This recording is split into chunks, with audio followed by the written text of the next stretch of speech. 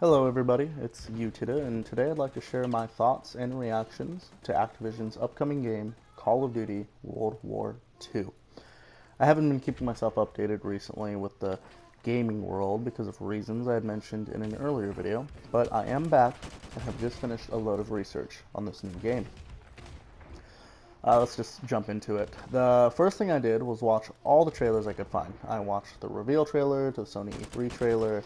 From what I've gathered, I can easily say that I don't see any major breakthrough, to be honest. I know it hurts me to say because I want to be excited, but hear me out. The first thing I noticed was uh, with this game, there's really no news for it. There isn't anything being covered, and it doesn't seem like they're trying to put much hype behind this title. It just doesn't seem to be as fresh as earlier titles, such as Black Ops or Modern Warfare. Sure, there are things like multi-gender and multi-racial characters for the online multiplayer, as well as the replacement of the Pick 10 system for your loadouts, but that's about it. There isn't much going on for me, to get really hyped about some new mechanic or anything. Though I will admit that bringing the variety of character options to even the Nazi faction is kind of cool, but I digress.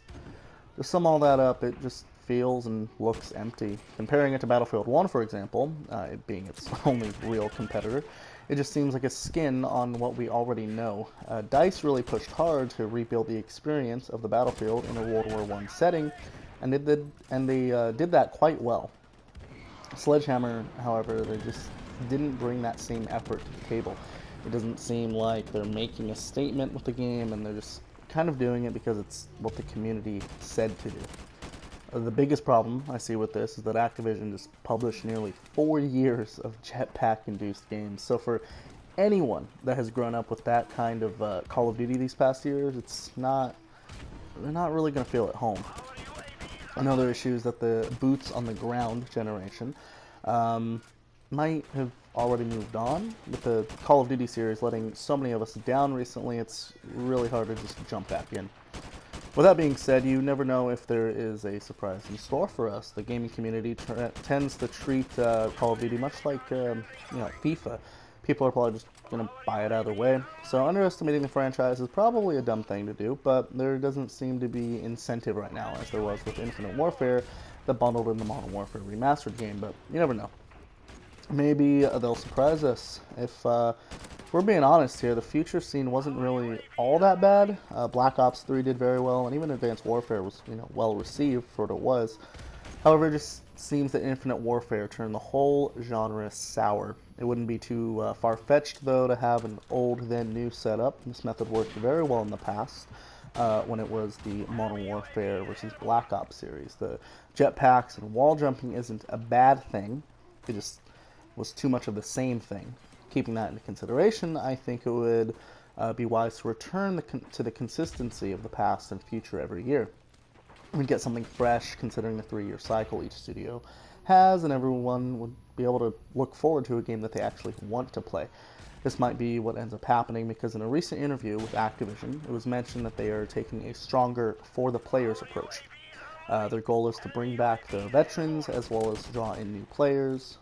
In my honest opinion, I believe them. They even talked about how their goal is to keep the games people want to play fresh. For example, they released a Zombies DLC for Black Ops 3 nearly 18 months after the game's release. That's kind of unheard of with this series. When all is said and done, though, it seems that Activision has learned its lesson. They're trying to win back the fans they lost, as well as build a new fan base. I'm just not sure if Call of Duty World War II is going to do that. It will take some effort, to at least get this veteran back, and they're going to have to do a lot more than a World War II skinned game for me to jump back on that hype train. Anyway, tell me what you guys think. Is this game that is this going to be the game that brings it all back for you? Is this your Call of Duty or Call to Duty, bringing you out of that World War I fantasy we've all been graced with this last year?